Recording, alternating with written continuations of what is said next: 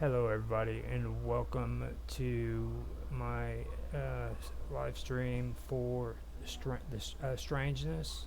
I'm Roger Hanson, and today I wanted to have a conversation.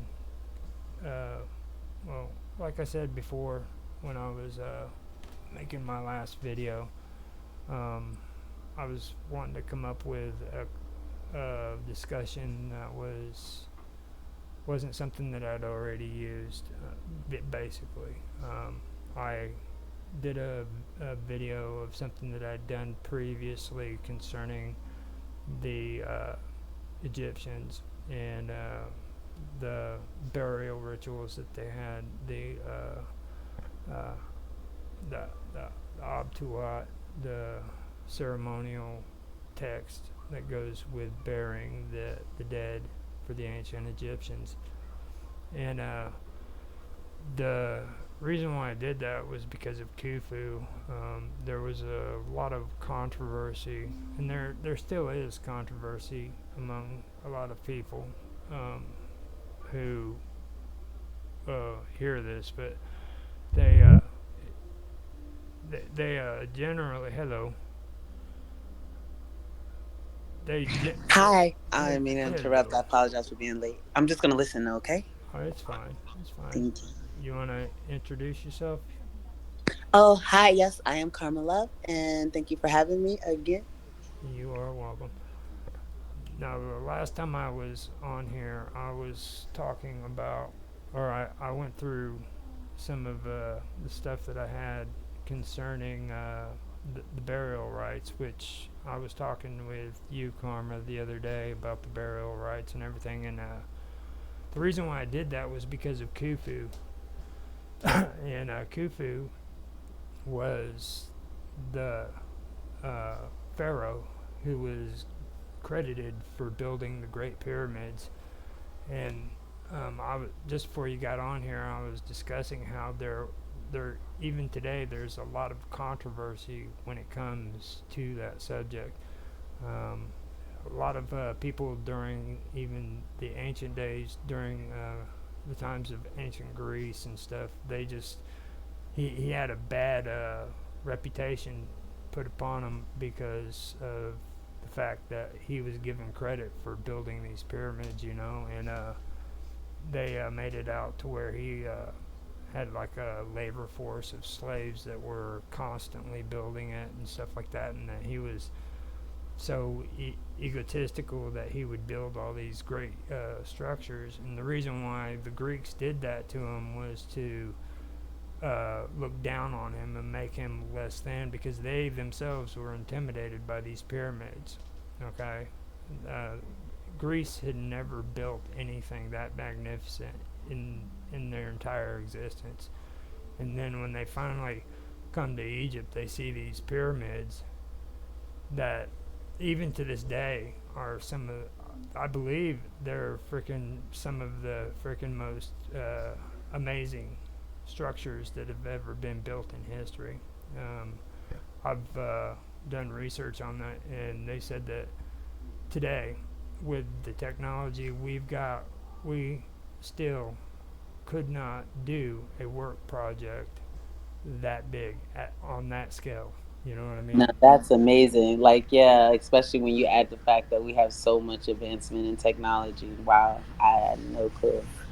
They, But it's an intricate process. I watched the documentary on that type of stuff too, and just what I don't know how accurate it was because it was like where they redo it, and they were like kind of attempting to like redo the process in order to show the process. Of course, there were no videos of anyone building the pyramids back then. So like, yeah, I apologize. Go ahead. I'm just it's intrigued. fine. It's perfectly fine. That's basically kind of alludes into what I'm talking about too. Like they're trying to figure out how the Egyptians did this, because well, the thing is a lot of people aren't aware of this, but like the Egyptians didn't have wills, not during that time period. I mean, they they had the chariots, but during the time period with the pyramids, there was no wheels that were strong, that were able to do that. So there was them factors, and there's also evidence in well, there's also other examples of that, that goes on, like here in America, which Mark alluded to, is the whole North and South continent of America. You know what I mean? Here in America, they they didn't have wheels. Period. I mean, the first time they saw wheels was when freaking the Spaniards landed on shore. So, and they didn't have strong metals. I mean, they had obsidian, but that was a rare commodity for them. The majority of metals they had was like copper, and stuff like that, and they had weak metals basically to mine. But then they created these structures, and to And me, then to think about what it's made out of, for it to be so withstanding is just so amazing. Because I mean, like, it's like mud. I don't want to say just like mud and dirt, but I mean, ultimately that's kind of what it boils down to: compacted heavy blocks of dirt. And that's just crazy, because you're saying that even with current technology we would not be able to build something so monumental, and yet it seems so simplistic in all its grandiosity. yeah, and now the dirt aspect, what I what catches my mind is the Sumerians, and I talked to you about that too the other day. Like all of their structures were built out of mud. You know what I mean? And they created just awesome structures too. It wasn't to the extreme as what the Great Pyramid was. You know what I mean? But they were still the ziggurats. They created all that out of mud. You know, and I had no clue, and that's crazy. that was created out of dirt and mud because they didn't have the materials like the rest of the world, and in Egypt too. I mean, not just building the structures, but bringing in the stone and bringing in all of these materials. They had to bring them in, and where I was going with this originally was, Khufu. They they cast a really bad light on them. But the truth of the matter is nobody really knows much about Khufu whatsoever. I mean, and they they say that he was the one that created the pyramids, but there's no evidence of that either. The only thing that they found was they found his name written on a stone, and it was automatically uh, branded that he was the one that built the pyramids. They have a plaque up that was written saying that he renovated the work on the pyramids, and that they took with his name on a stone, and kind of branded it as being his creation. And there's absolutely no proof that was even fact. Um, it's like yeah, tell Mr. Robot just to click on the link. But he Okay, I'll tell them. Khufu actually had no is that hey, you there, Mr. Robot? I heard something.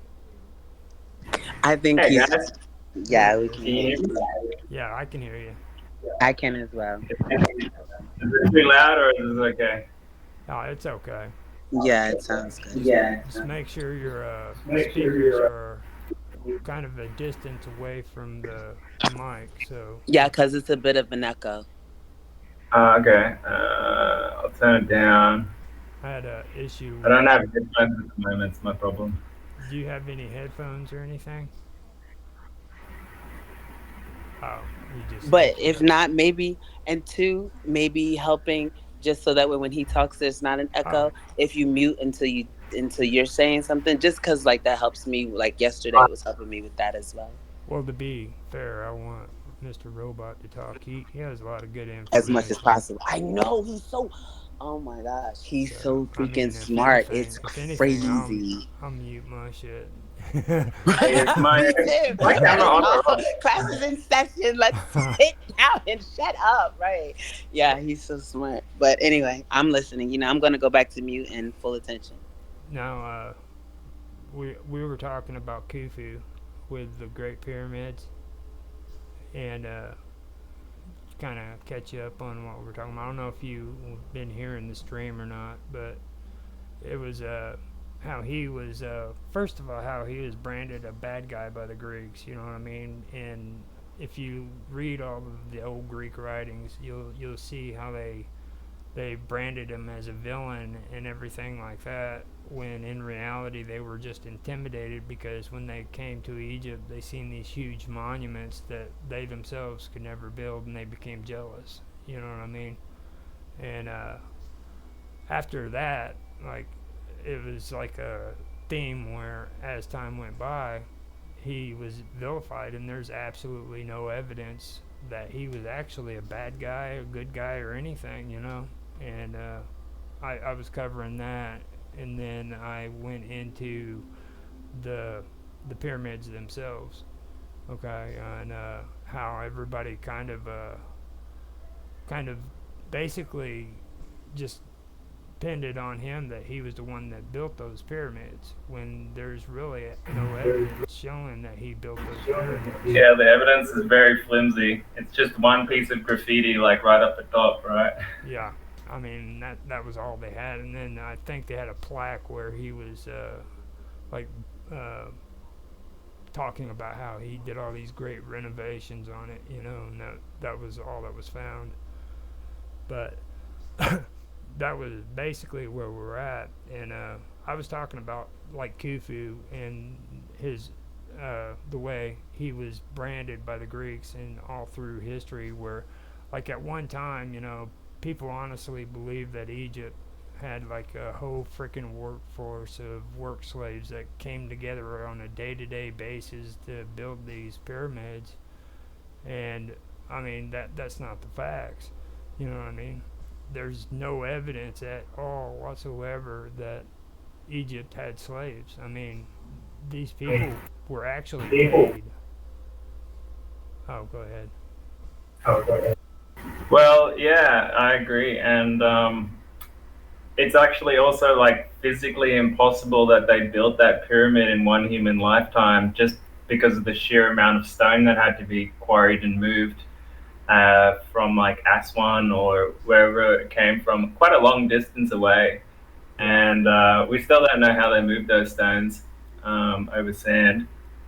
And according to the new research that's come out by Robert Schoch on the Giza Plateau, looking at the weathering patterns on the Sphinx and stuff like that, they placed it at a lot earlier date than what is now claimed by Egyptologists. And because the casing stones were removed from the Great Pyramid, we're only seeing what's like underneath, so we can't see the actual weathering patterns on the pyramid and to date it. Um, and I think that was done by the was that done by the Arabs later on or whatever. Um, and they built like other temples out of it in the city of Cairo. yeah, But yeah, so like according, like I like looking like very broadly when I look at this stuff. Like I read a little bit of Greek historians and stuff that came over there, and they talk about a much earlier date as well. And like for example, the Atlantis story. If you've ever read Plato's account on that, yeah, he talks about like early Egypt being like way back in the ancient times, like 10,000 BC type thing. And when I looked at, Edgar Casey did some readings back on this, like way back in the day, in like early 1900s, and he also placed it at 10,000 BC. And recently, I've looked at remote viewing data from Farsight.org. They did a remote viewing session on the pyramids, and the type of technology that they described moving those stones is stuff that we don't know about today. So I'm more kind of leaning towards a lost civilization type thing, or like some kind of extraterrestrial involvement, because all their mythology basically talks about what we would call aliens today, like the god Osiris came from the star system Sirius and stuff like this, and like the types of technology that they describe is just like way beyond what should have been in that time period, and even what we have now, types of energy technology that we just don't know about. So yeah, in the remote viewing data, they showed like they could actually levitate these stones, which is kind of reminiscent of some of the things we've heard from the Eastern mythologies of like monks levitating stones and stuff like that. And even just recently, last couple of weeks, last month or so, that Stephen Greer uh, orchestrated whistleblowing conference that came out. I don't know if you guys saw it, but like one of the whistleblowers talked about technology that the military has in Area 51, where they could levitate huge blocks of stone just above the, like without any moving parts, basically, just through some kind of resonance thing.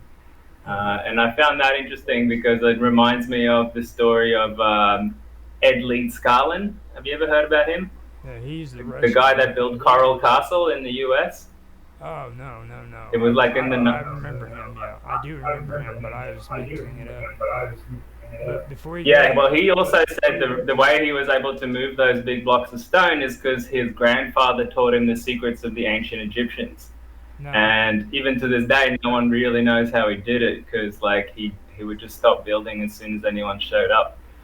But yeah, a lot of those stones were like multi-ton blocks of stone that yeah, he like moved up hills and stuff like that without any machinery. So nobody yeah, even it's seen him. interesting. A lot of these things. Nobody even seen him do those structures either. Like they would come out to his house and they would be built. So I mean, it didn't take him like huge amounts of time. Like somebody'd be gone for like 2 weeks and come back, and there would be this structure built. And they had no clue how he did it in that short amount of time. I do remember that story. Yeah, and a couple of guys have tried to actually beat him up to get the information out of him on how he did it, and then he actually packed up the entire structure and moved it like 50 miles down the road, Yeah, like the whole yeah, complex. I do remember that story. Now, when you were getting into that, when you were talking about Area 51 and the levitation thing, do you remember the old stories about the Germans when they uh, invaded Egypt during World War II and they went down into the pyramids? And they said that I know a little bit about it. that's what that conference Yeah, was. I know a bit about it. Well, because it wasn't just the Germans; it was the British as well. The British made one of the temples under the ground. It's called the Assyrian. No, not the Assyrian. Yeah. The Serapeum. Okay, which is one of these ones that had these huge sarcophaguses, way too big for a human to be in, with like 10-ton lids on them.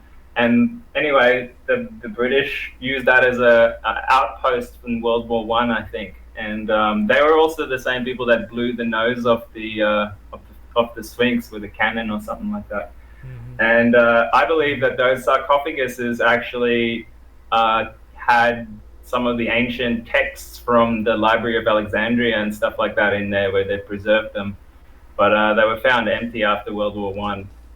So Hmm. someone moved those big lids. And yeah, and the Germans had a special SS segment that was like especially for gathering ancient texts around the world. So Hitler sent them to ancient India, ancient Tibet, and places like that to gather all these like ancient texts, because he believed that, like, he also believed in these ancient Hyperboreans and like the basically ETs, what we call today, because like the Germans had like these psychic ladies that was able, like from the Vril Society, that was able to tap into The threat. telepathic communications with alien beings and stuff like that. And so the story goes that the Germans somehow got high tech anti grav technology way back then, and there's this huge like conspiracy about who actually won World War II, and what kind of deals were struck between the Germans and the US and stuff like that, on where this technology went after Operation Paperclip and whatnot.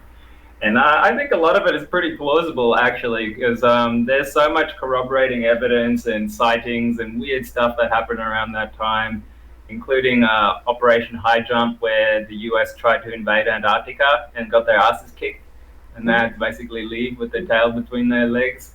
Oh, that And was. there's some remote viewing data on that as well that showed that there were like humans with UFOs technology that basically attacked them. And yeah, and it's interesting how Antarctica now has become this like hotbed for like military research and stuff as well. That's it. And there's been whistleblowers that's come forward about that as well. That actually has its own like story, like its own history by itself, because like it goes back to the Germans. Like they believe that the Germans basically fled to the Antarctic, and when they fled to the Antarctic, not only did they flee to them, but they were supposed to have some kind of connection with the Pleiadians or some kind of alien race that gave them the technology they had. So like it, have you ever heard of the secret space program? Yeah, I'm pretty well versed in it actually. Now, Uh, the secret space program is connected with all that. There was a time, I believe it was Truman, who was in office, but there was a night, or no, actually, it was a week or two where UFOs were sighted over the White House, and they never left. I mean, they just stayed there for like a week and a half without yeah, moving. that, Okay, that's right. And that happened straight after the end of World War II. okay, And after that Operation High Jump, and the Germans were basically showing force, going, "Look, we can get right to your capital, and there's nothing you can do about it." no, And I think that's when the US decided to make a deal with them and exchange technology. And yeah, so according to the remote viewing data, there is like structures underneath Antarctica, and on top of that, um, one of the races that the Germans were working with were the reptilians. And today, even the US has signed deals with them to be able to use some of the lower chambers of Area 51 for genetic research and stuff. And this is like, 20 stories down into those bunkers. But yeah, and they're the ETs that are sort of our enemies right now and trying to use this planet as a prison. now you're aware But that yeah, they already found caverns, right? That was below the pyramids. Like even the archaeologists finally had to admit that they're there. I found a really interesting, what do you call it, podcast talk by Graham Hancock, and it's disappeared off the internet now. I can't find it anymore. But he said he was approached by these rich, what do you call them? Just like rich investors, I guess, that got access to the chamber under the paw of the Sphinx, the left paw of the Sphinx, the same chamber that Edgar Casey talked about in his readings. And Robert Schoch found the magnetic scans of it when he was doing his research there, and the military stopped him. But anyway, so like these guys explained, they found this archive down there, but they were having trouble getting into it, and they wanted Graham Hancock to be there for some reason, and he said no because they wouldn't agree to that information being released to humanity. And so he pulled out, unfortunately. But yeah, because they try to get him to sign like non-disclosure agreements and things like that. So yeah, I'm pretty convinced that like I don't know if you remember, there was a time where they said there was like flooding gonna happen in the Giza Plateau because of some dam nearby, and Yeah. that's when the military took over that whole region and no tourists were allowed in for a while. Yeah. I reckon that's when they did it, when they went down there and excavated it. But I don't know how far they got. Some of the whistleblowers said there was like a force field around it that they couldn't get in. I don't know how true that is or not. It might just be a smokescreen, but Well, I think I they've know. definitely tried. I know during that time period they did work concerning the Nile, and because of their work, they damaged a lot of temples and structures that were right there on the shore of the Nile, which was historical. You know what I mean? It was something that would have been vital for historians. You know, and they did a lot of damage there. Excuse me. Yeah. Okay, can you guys elaborate on the Pleiadians? Because when you guys are talking, I was just looking that up, and there's like some type of deal with the government and the Pleiadians. Like they're literally mentioned on IRS.gov. I've never heard of them until you Mm-hmm. guys started talking about them, but it seems to be, I guess, common I'm knowledge. I'm still trying to get through the Akashic The records with you. uh, Like you if So have questions to add to what you're talking about. Get it on that. I now know. I I can tell got you a them. little bit about it. You'll have to look it up a bit of it yourself. There was a really good channeling that was done a few years ago by Barbara Marciniak.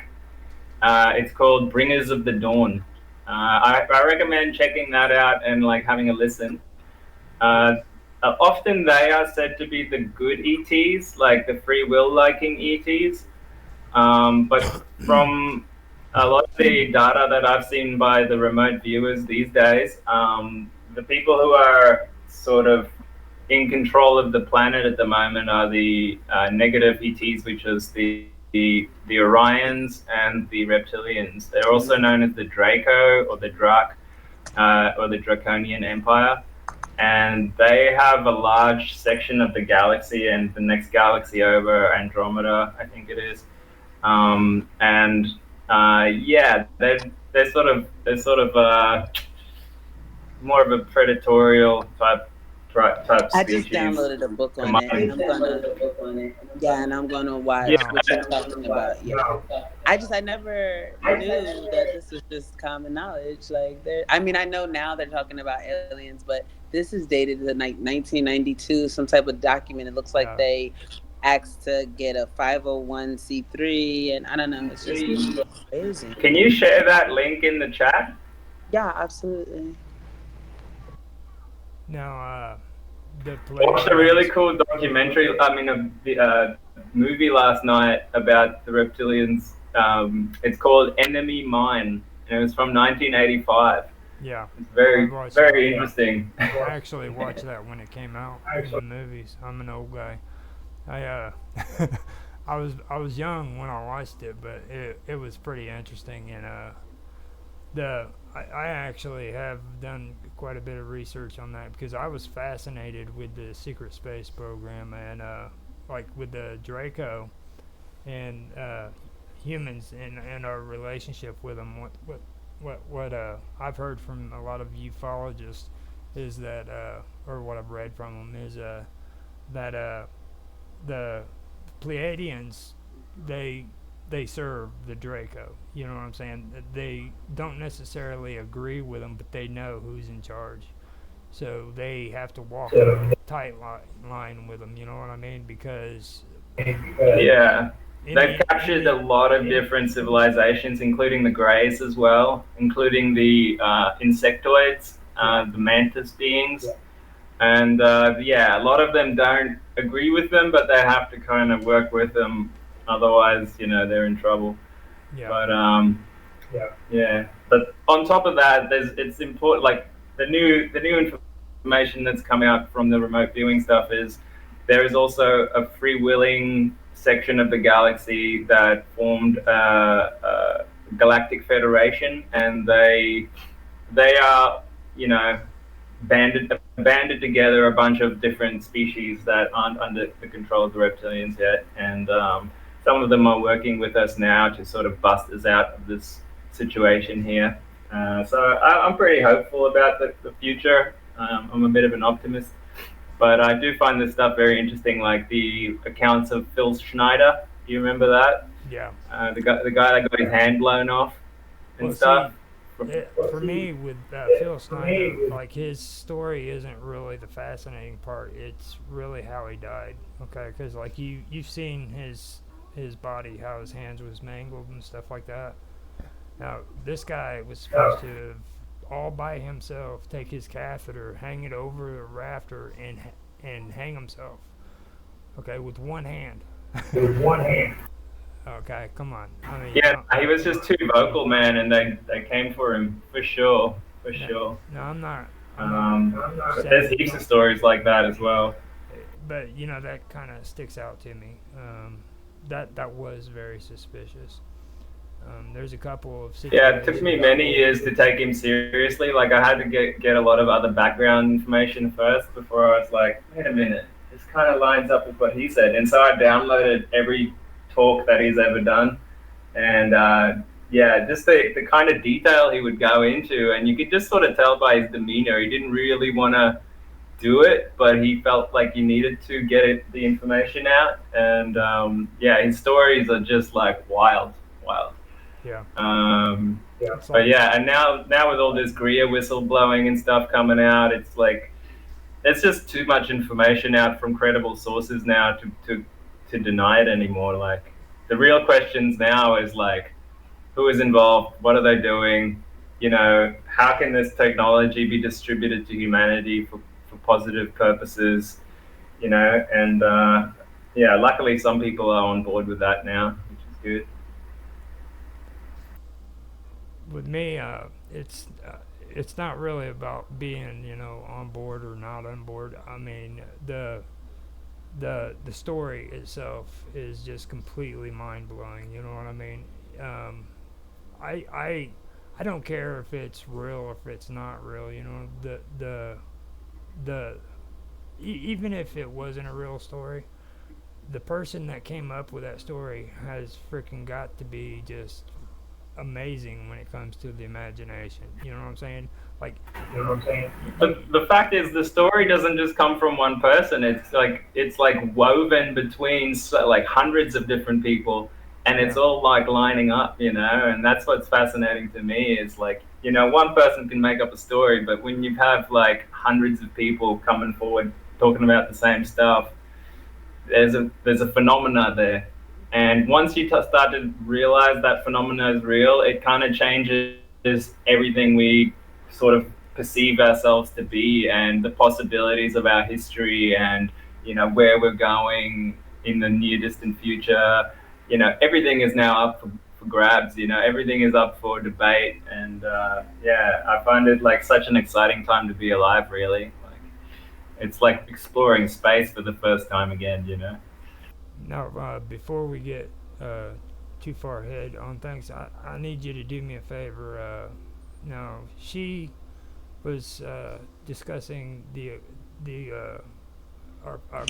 Keshik records, I believe, and Yeah, yeah, the other Akashi. day. Do you know about that? Yeah, I know about it, but like yesterday I was trying to do ancient history, so I didn't really want to get into it there. This would be a perfect time for you to hear a little bit about that because we're kind of talking about that when we're talking about the Sphinx and with Casey, okay?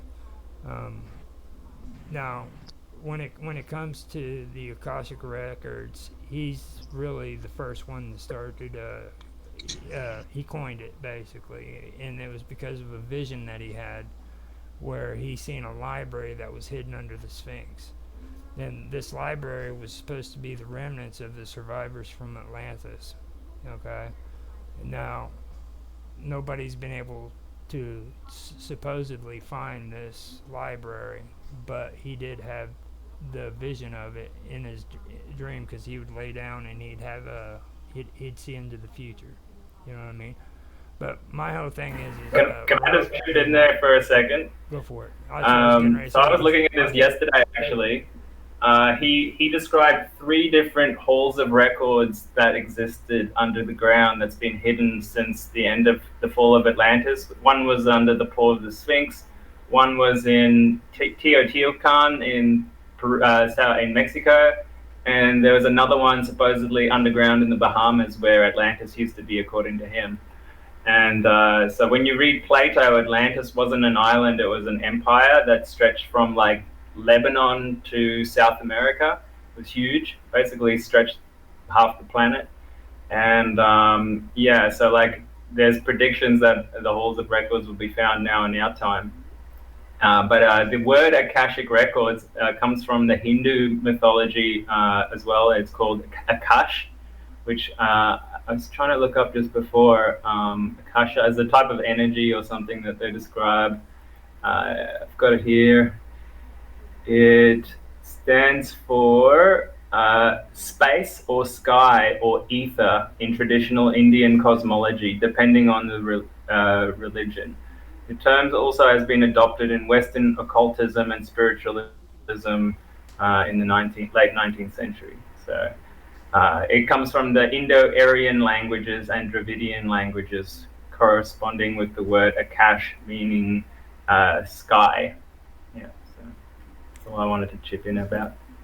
Now, the Indo European is another thing that I do want to discuss more on my history, because there's a lot of interesting things that are going on in there too, because like a lot of people don't really understand what's going on or what happened. You know what I'm saying?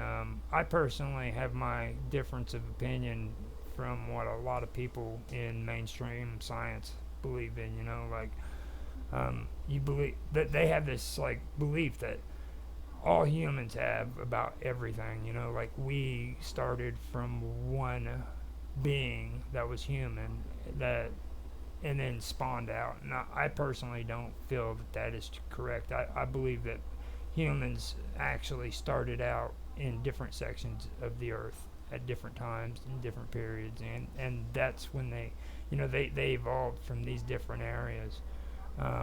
And if you go back and you look at the evidence and you just kind of just have an open mind and everything, you would honestly see what I'm saying. I mean, it's not that hard to believe, because like you have the Indo-Europeans, which are all now they're getting into the DNA and stuff like that, and it's just the evidence with just them is overwhelming.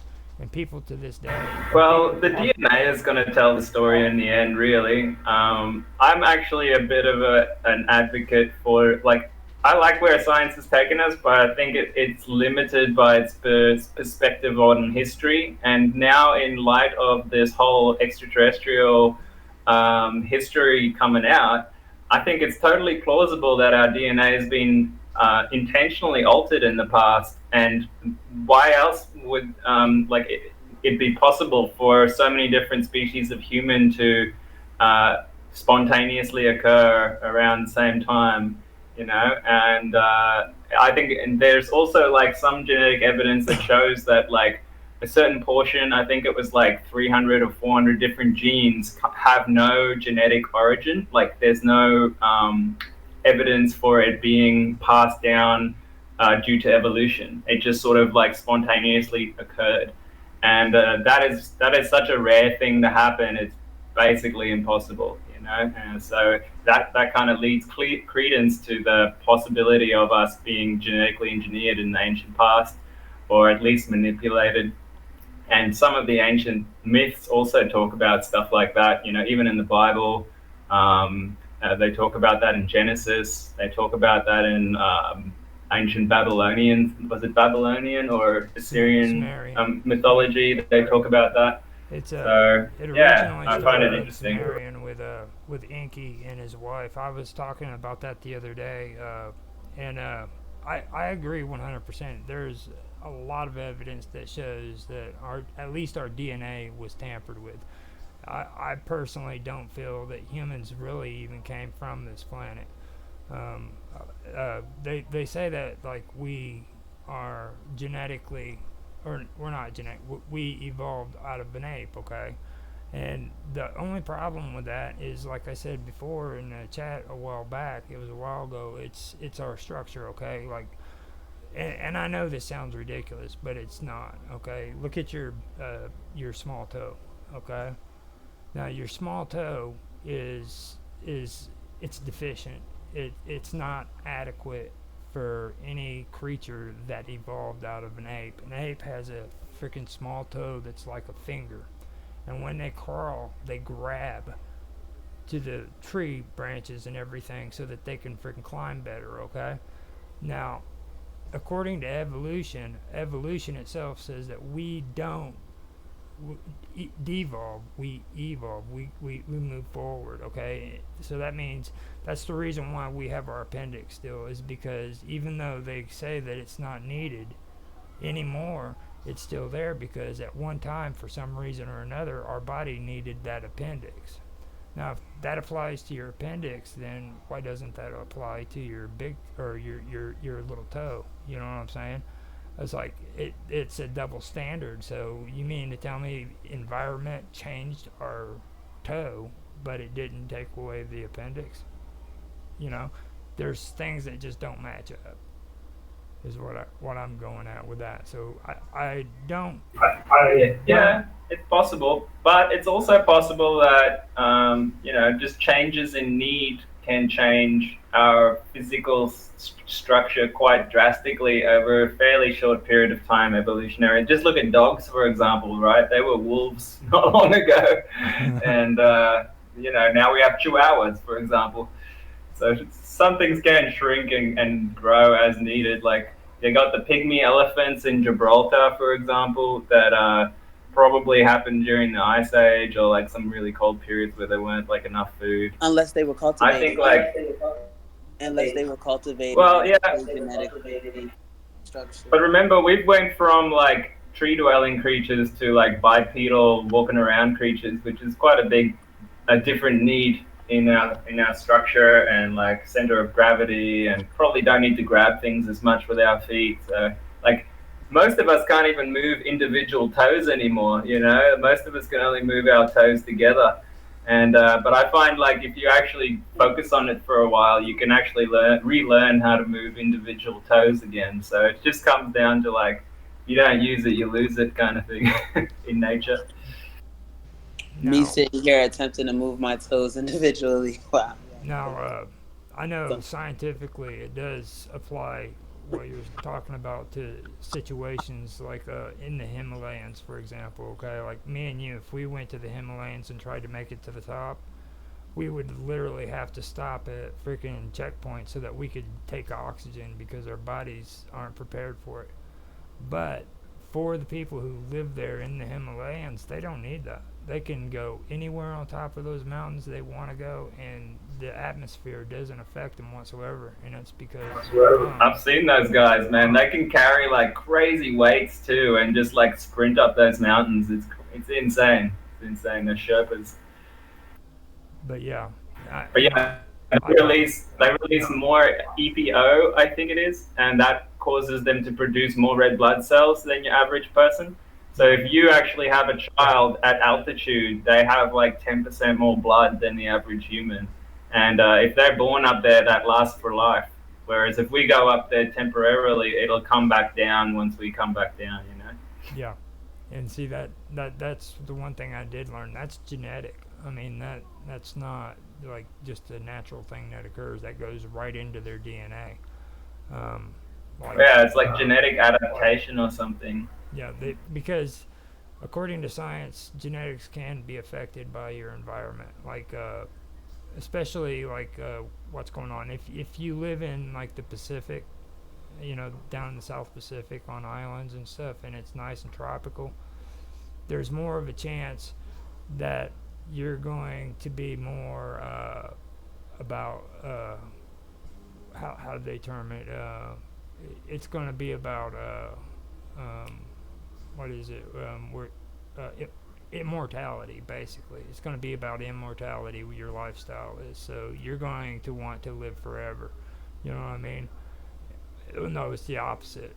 Now, if you're living in like a harsh environment, it'll be about immortality. You're going to worry about procreating and having babies so the next generation can go on. You know what I mean?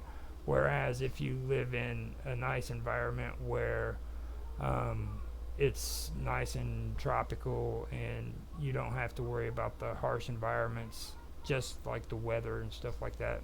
I'm not saying the beasts or anything. I'm just saying like the actual environment.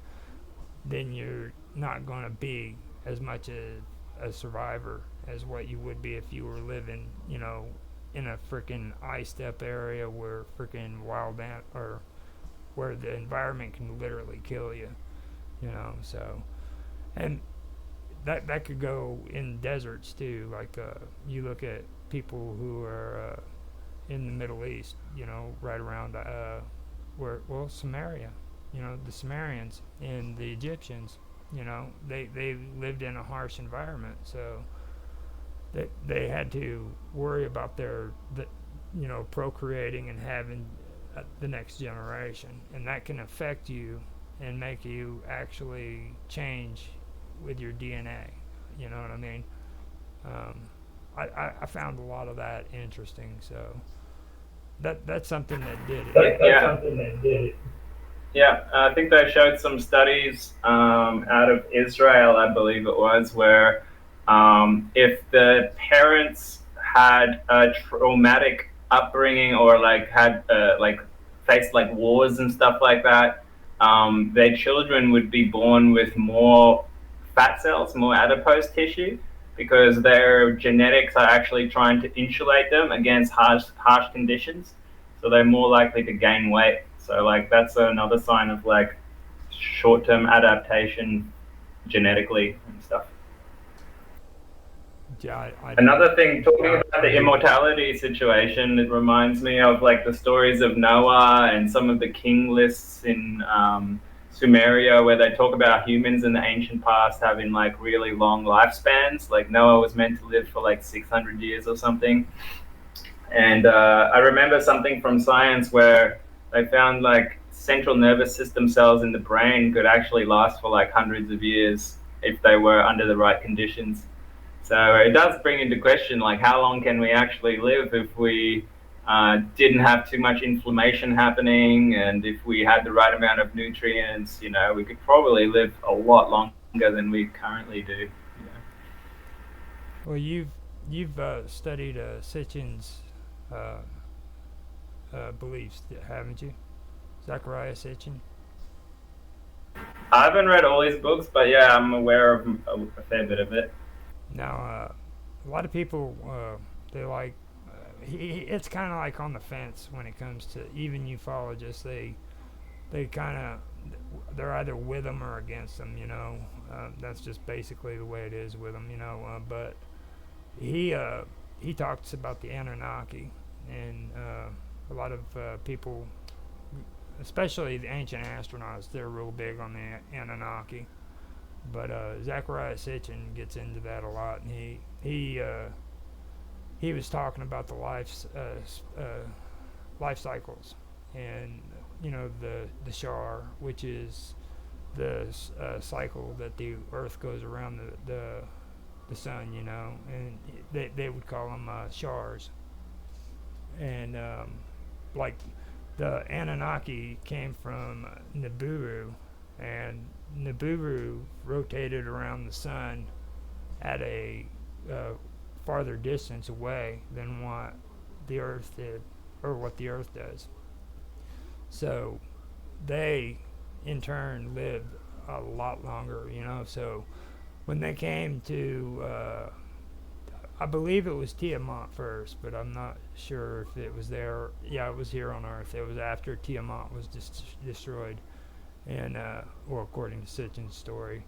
But when their astronauts landed, they had their lives normal. You know what I mean? But as time went by, their lifespan began to get faster. So people who were on a Nibiru would visit Earth and go back and visit Earth, and every time they returned, these people that were on this planet were like years and years older than what they were, and when they returned to Earth, it would be like 5 days gone by, you know what I mean? They would still look the same way that they did when they left. And that's because time hadn't progressed as fast as what it had for those that were here on Earth. I'm done. If you wanna.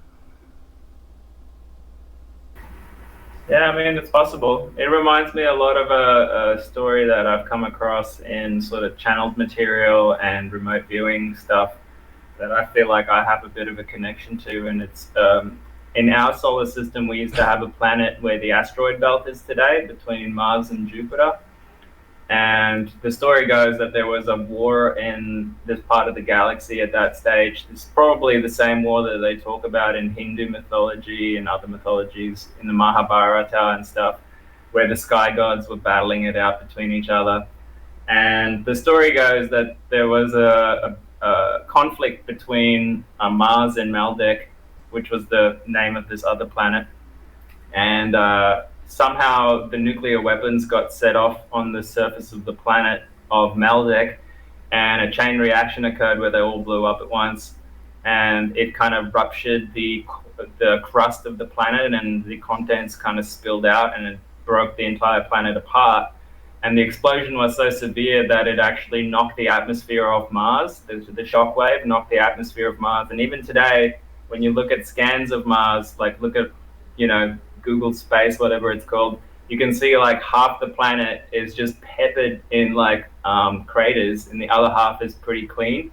And you can also see like there used to be an ocean on Mars that is now evaporated.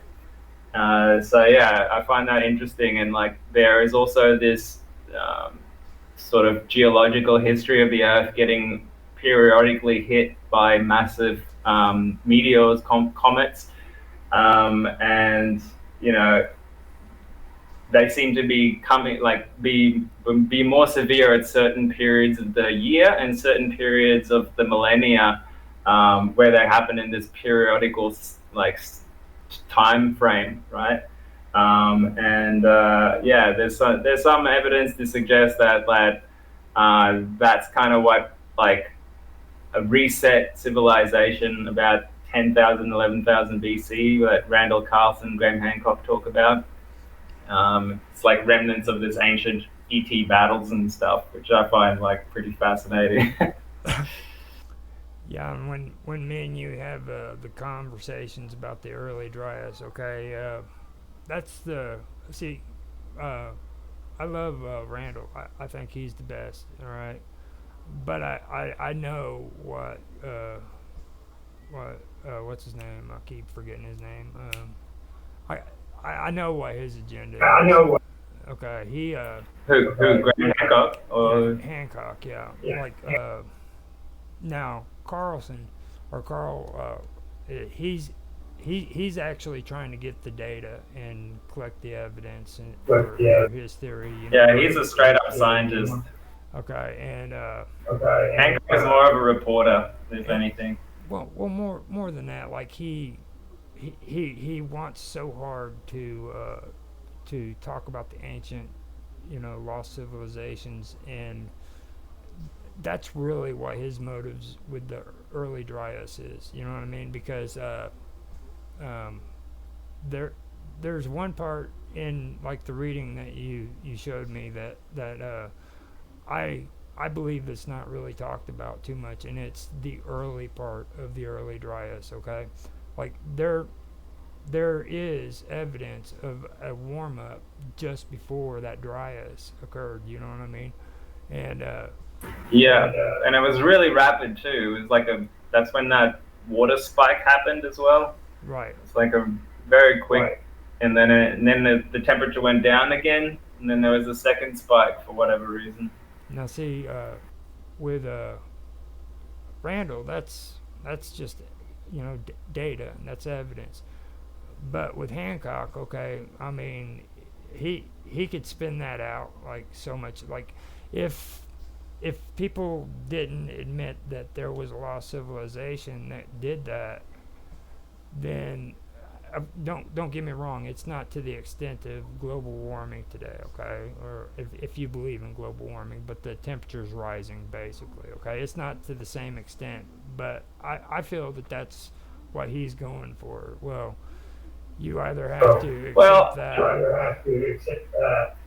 I like Randall's position on it. He's like, compared to these ancient cataclysms that were so much more severe in terms of sea level rise and in terms of temperature fluctuations, that the small amount of warming that we're undergoing now is just a speck on that spectrum. And on top of that, it's not 100% clear whether it's actually human caused or not, considering that these things naturally happen anyway over long periods of time. So I kind of like his position. He hasn't like been made it set in stone or anything like that, but he's like, let's put it in perspective. Like, let's not freak out just yet over like 1 degree or 2 degrees. Yeah, I agree with you, and see, I see that with him too, but I don't see the same thing with oh God. Well, Yeah, Hancock wants to be Hancock. right, because he's touted the ancient civilization thing for many years before he met Randall, so Yeah. he's pretty keen to be correct on his theories. Well, Or whenever he gets a small win, he like blows it up a bit. But you do know he was he's a bit of an entertainer as well. he was the one that started the whole Planet X colliding into Earth on 2003, right? You know that was him, right? Like he's Ah, no, I wasn't aware of that. I thought that yeah. was Sitchin. No, that was him. Sitchin said that it happened. Okay, and that was Tiamat. The story he was talking about that you're reading about with the asteroid belt and the planet that collided and created all that. That's Sitchin. He incorporated that into his story.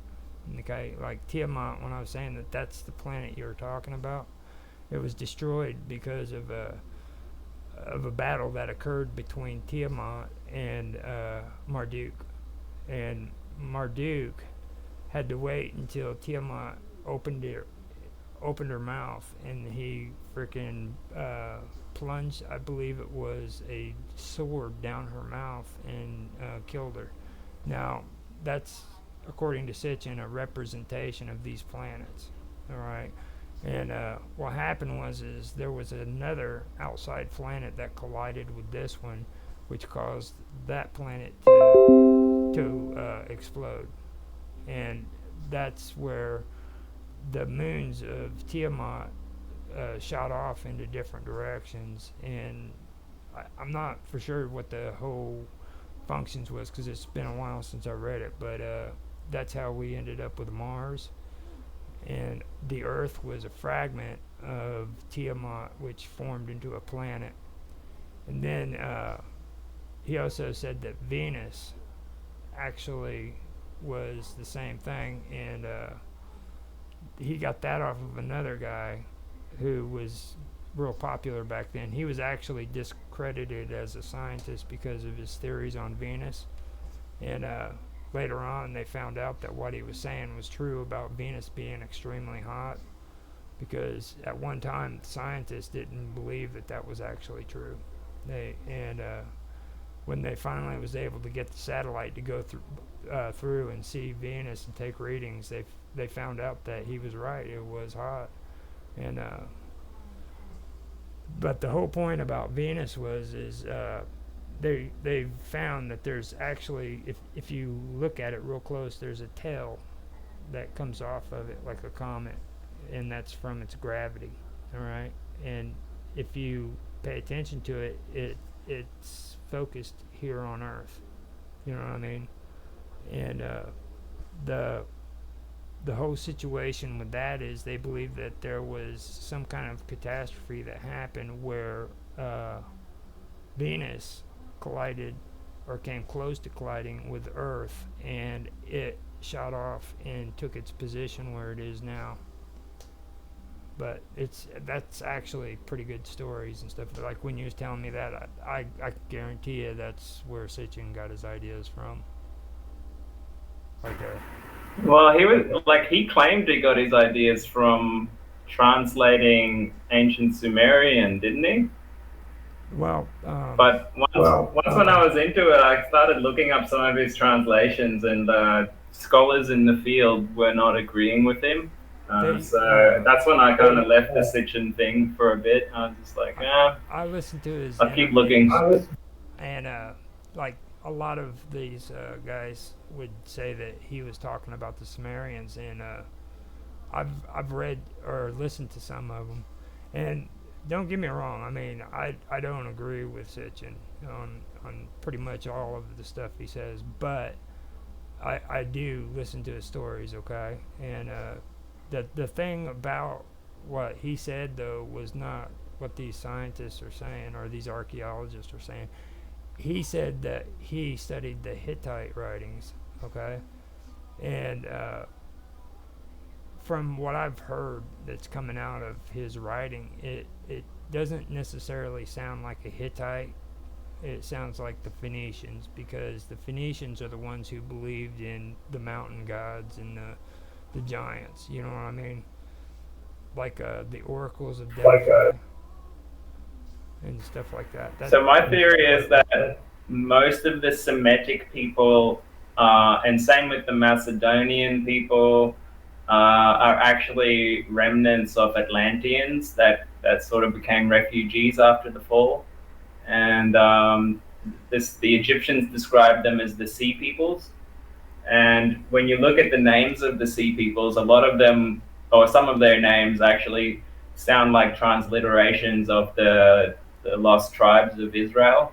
And yeah, it would kind of explain a lot of like where this sort of ancient information sort of came from, and why a lot of the gods seem to just be like recycled from like, the old Greek gods into the Egyptian gods into the Roman gods and so on. Yeah, and where did they get this ancient technology from to build the pyramids and stuff like that? So it kind of like lends itself to a lost civilization. And yeah, I also listen to Sitchin's stories, and I think a lot of it he's probably also gotten through secret society people, and people have passed the information on to him. I got my information on the Maldek story from, you're not going to believe this, but like it sounds weird, but from people that have dived deep into psychedelic realms and have gone into like trance states. And I've actually gotten the story from people that have like gone into a trance and like spoke the story to me. And it sort of like put my hair on edge.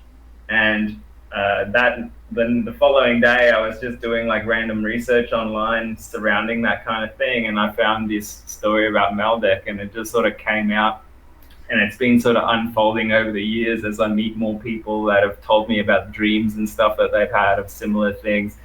So yeah, I've just sort of pieced it together, and then one day I found the remote viewing data that Farsight did on it way back in the day, and yeah, and it's just sort of like a lot of different sources that coalesce on this story. And now I found, like, even now if you just type in Maldek, you'll find lots of information on it, and seems to be a bit of a phenomena that sort of just emerged as well. Well, for me, Somehow, some people tie it into the Nibiru thing, but I've sort of left that for a while now.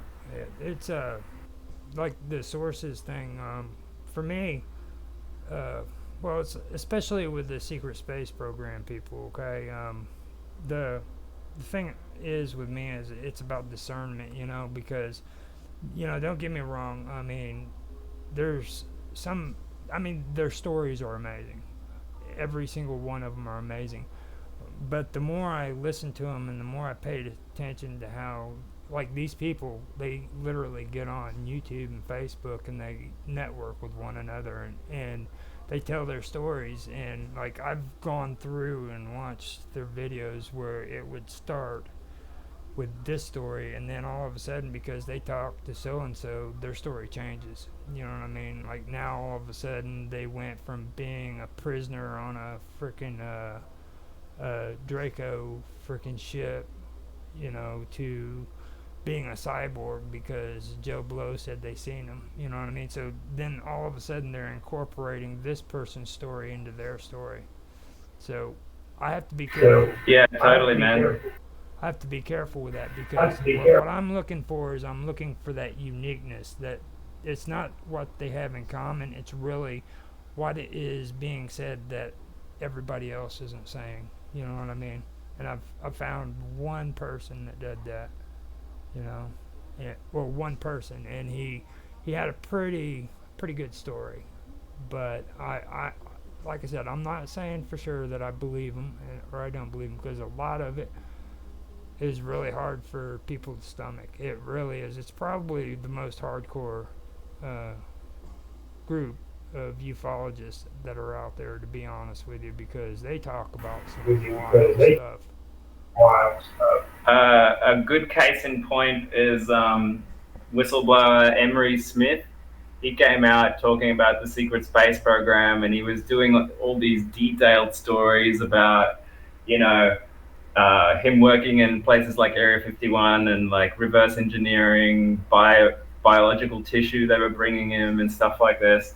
And at first, I was taking him seriously. I'm like, wow, this is too unique to just like palm it off as like whatever made up stories.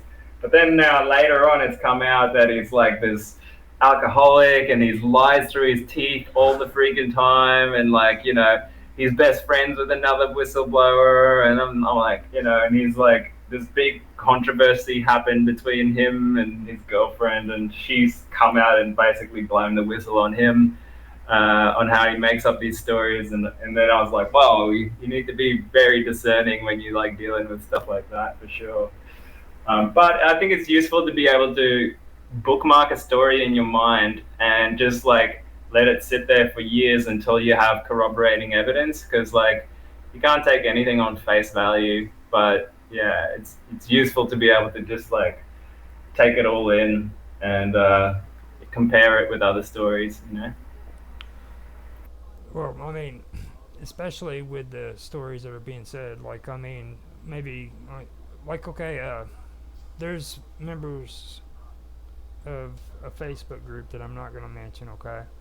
But these people, they get on their Facebook group and it's private, and they talk to one another, and they they bring up stories that are concerning them being abducted from uh, their life as a child, and then they are made to do things for these aliens for their entire life, and if they die, then these aliens have this technology that can bring them back to life. Not only do they have this energy to bring them back to life, but they can also make them young again and then transport them back into time and put them back where they left them when they were abducted.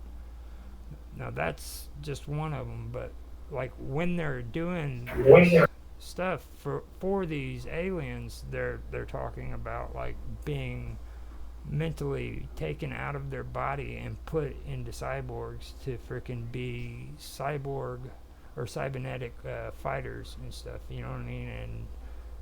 And soldiers. So I mean, you've got a lot of that going on. You know what I mean? And they're talking about like on the craters of planets where they have dome cities within the center of the craters, and stuff like that. It gets pretty hardcore, is what I'm saying. It's just you have to discern that. I find the technology that'll make you young or keep you young or like live longer. I find that totally plausible, because I think even us as civilians, we're almost at that stage now. I remember when I was at university studying medical sciences a while back. This was about 10 years ago, and they said they were about 10 years away from basically being able to make human cells immortal if the research money was there. So I have no doubt that's possible. And if there's an advanced species, or if we've advanced technology hundreds of years due to reverse engineering or sharing information, whatever, I think that's totally plausible. The going back in time thing, I don't know about, but I don't see why not. Like, time is definitely a bit of a flexible thing from what I've seen. But who knows? Who knows?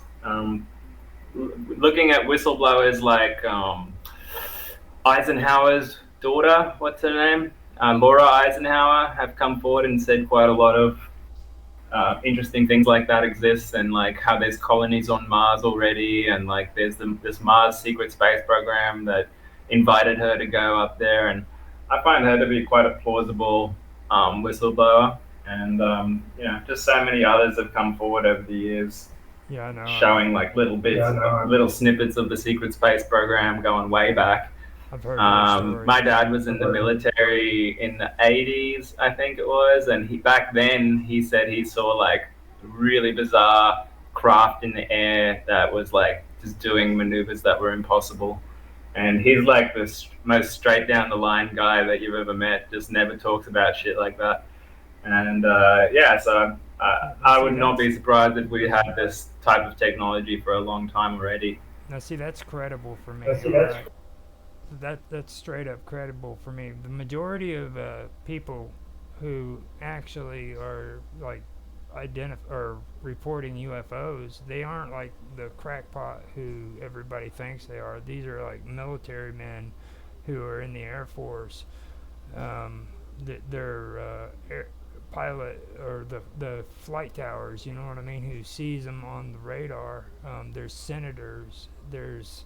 Well, we were talking about that before about the disclosure hearings. You know, there's freaking senators from different countries that are coming forward. The Prime Minister of Canada came forward and talked about this stuff, like the ex-Prime Minister, the head of Israeli intelligence came forward recently and talked about this stuff.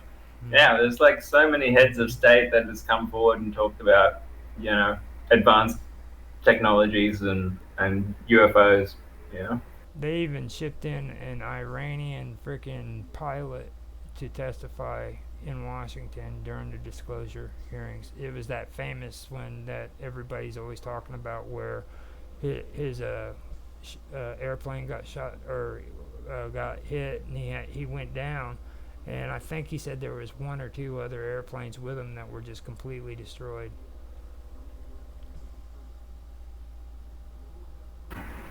There's a really interesting researcher that I've come across. Actually, this Freemason guy told me about it, and I looked it up, and it's real. I'll share the link in the chat soon. His name is Ruggiero Santilli. I can't remember his middle name. It was like a feminine name. But anyway, he invented a telescope that can see antimatter.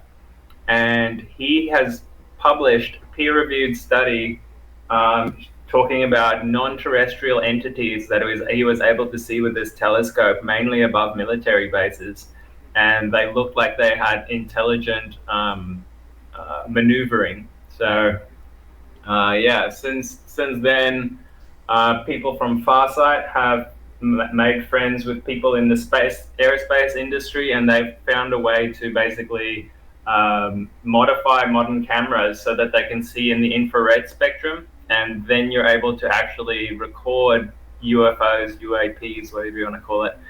And they go at speeds that are so crazy fast that you actually have to like slow it down significantly to be able to even spot them. They go like 10,000, 20,000 kilometers an hour, So you need a camera that can go like 125 plus frames per second, and then you can pick them up.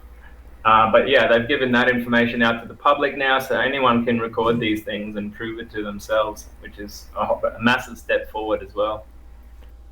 Well, I do want to bring this to an end. I didn't realize that we were already up to like an hour and 15 minutes. And I just wanted to say that this has been a great conversation that we've had with you, Mr. Robot. And this is what I wanted to do. I appreciate the work. Go ahead. Till next time. I do.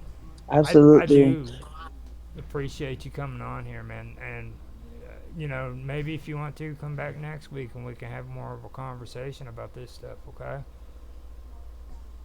For sure, man. Just give me a little bit of notice and I'll be there. Okay, I can do that. And I want to thank you for coming to Karma Love. that what you go by? Huh? Mhm. That's what you call me. Yes, sir. Okay. Yes, sir. It was it's good to hear your voice, Karma Love. We'll see you around. Likewise. All right. Thank you. And Thank you. again, thank you guys for all the information. I love to learn. So see you next time, guys. All right. Bye bye.